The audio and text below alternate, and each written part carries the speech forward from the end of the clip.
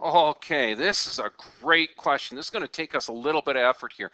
Look at this. It says a local high school students council is decided to sell sweaters to students. The cost of designing is $600 plus $5 a sweater. And you know what? They've given you the equation right here. So there's design. That's the cost of design is $600 plus $5 a sweater.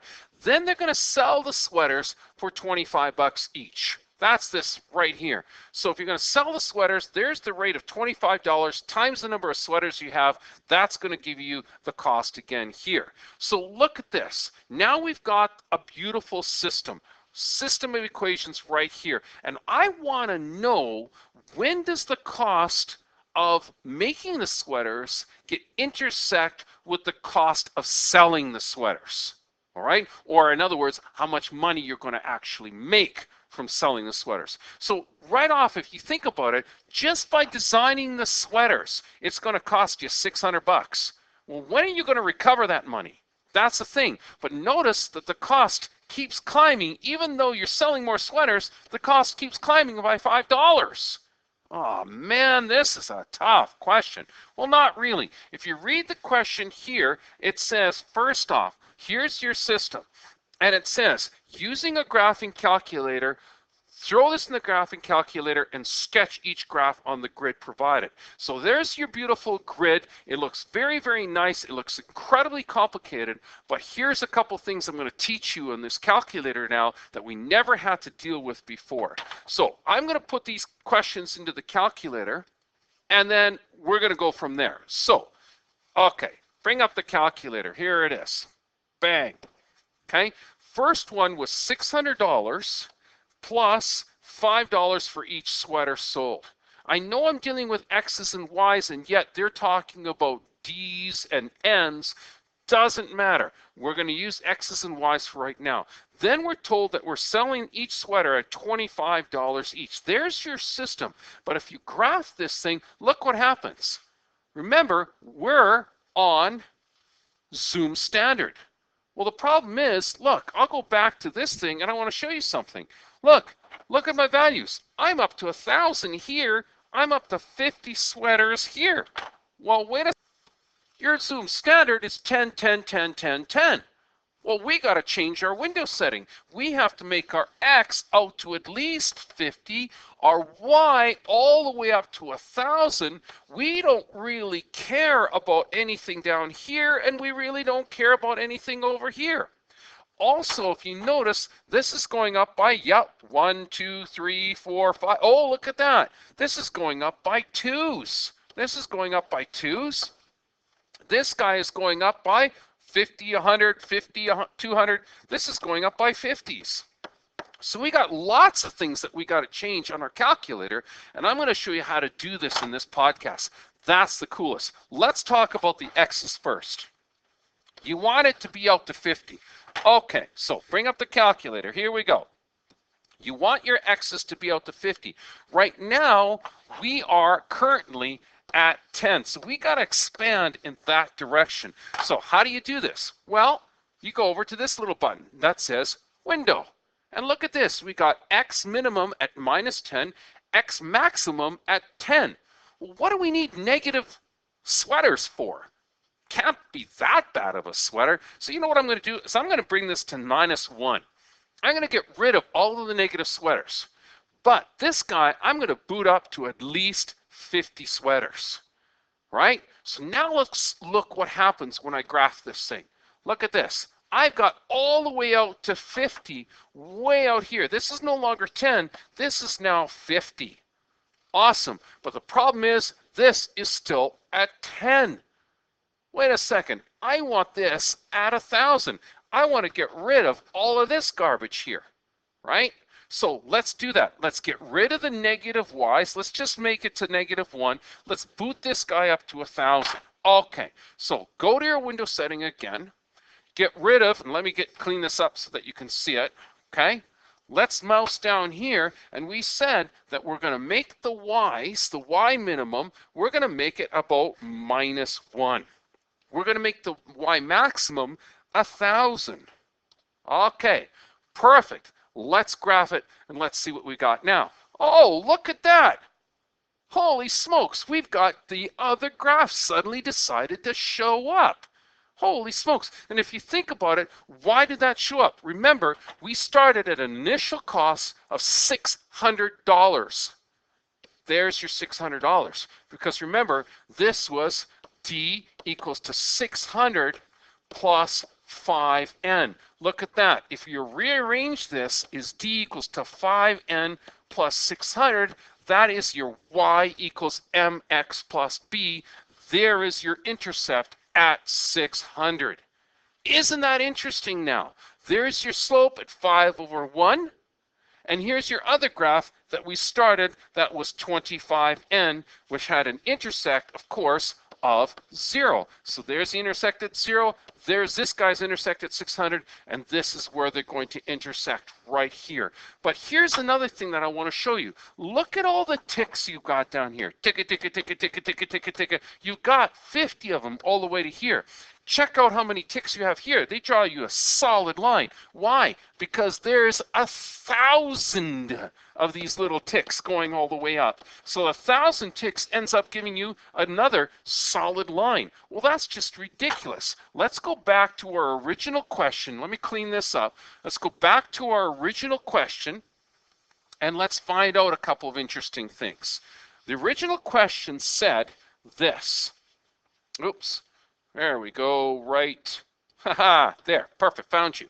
If you look at the original question said, we're going up to 1,000 here, we're going up to 50 over here, but each one of these is going by 5s. 5, 10, 15, 20, 25. Nope, it's going up by, looks like it might be going up by 2s. 2, 4, 6, 8, it is going up by 2s.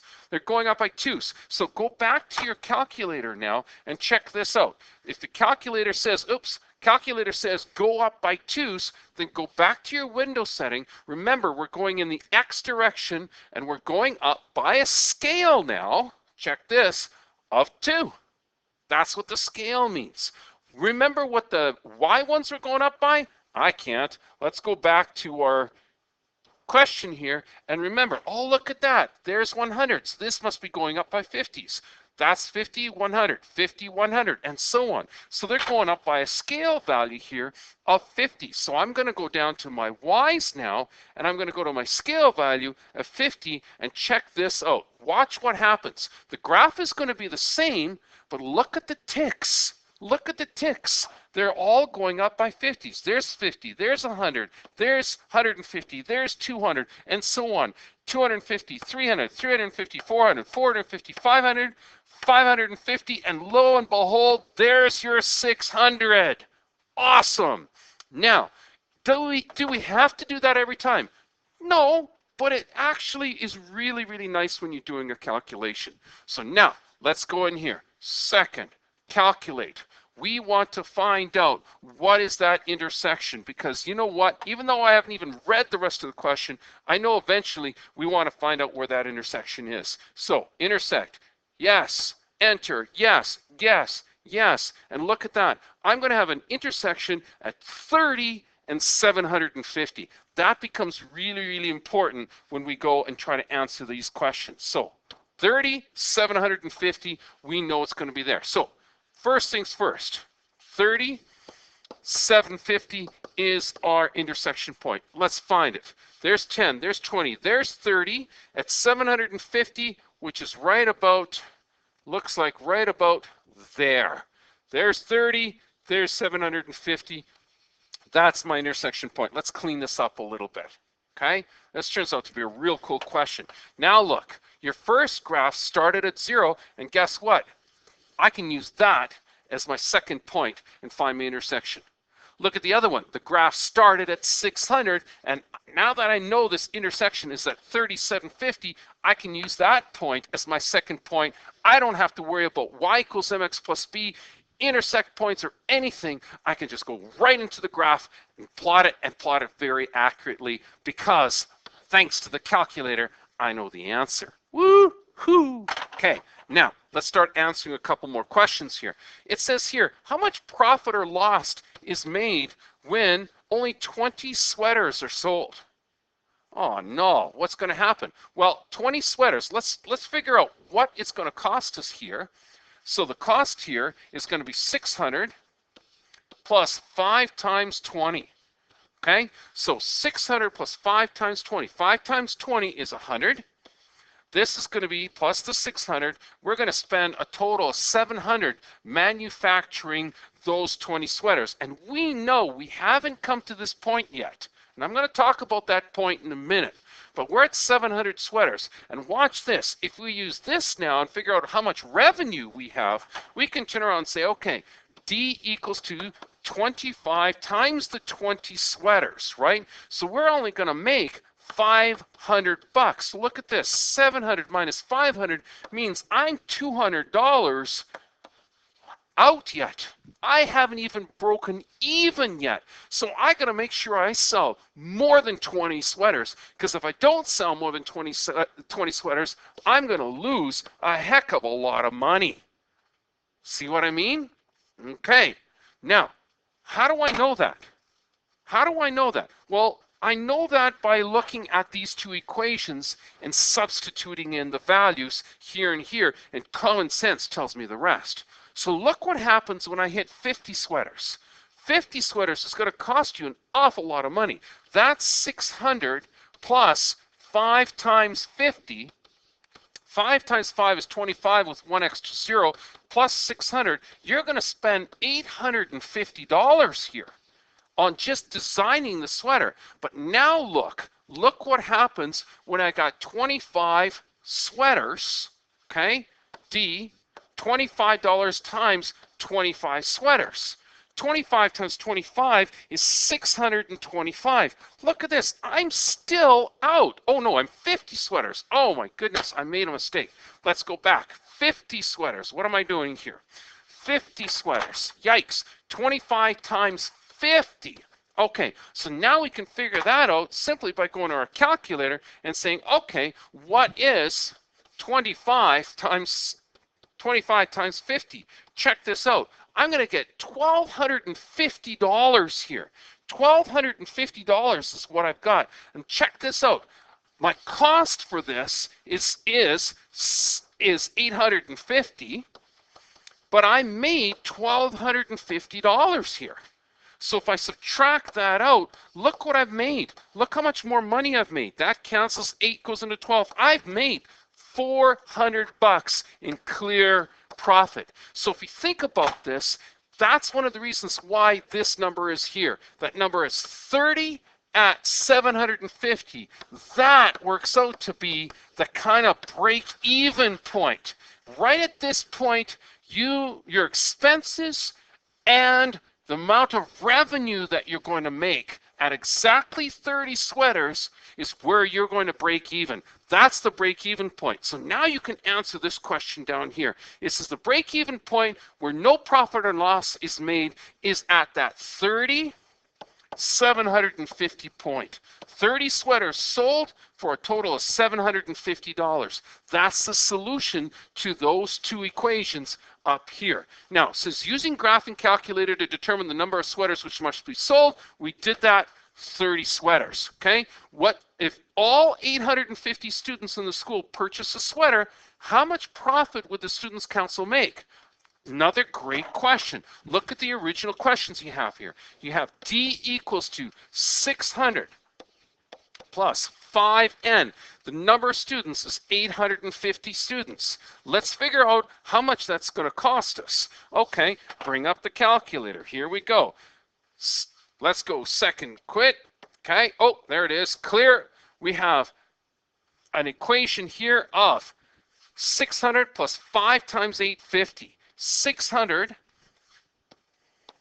plus 5 times 850 works out to be, look at that, $4,850. That's what it's going to cost you to design these sweaters. But if you look back here now at this particular question, look, we know that you're going to sell each sweater for 25 bucks. If 850 people buy a sweater, let's see how much money you're going to make. So back to this, back to your calculator. 850 are going to buy the sweater. And what was the cost of the sweater again? The cost of the sweater was $25. Okay, so times 25 works out to be, check out how much money you made. So you're putting out an initial cost of $4,850, but you're making $21,250 from this. So all you have to do is subtract the original $4,850, which it cost you, and you made $16,400 in profit. $16,400, which is a nice chunk of change for students.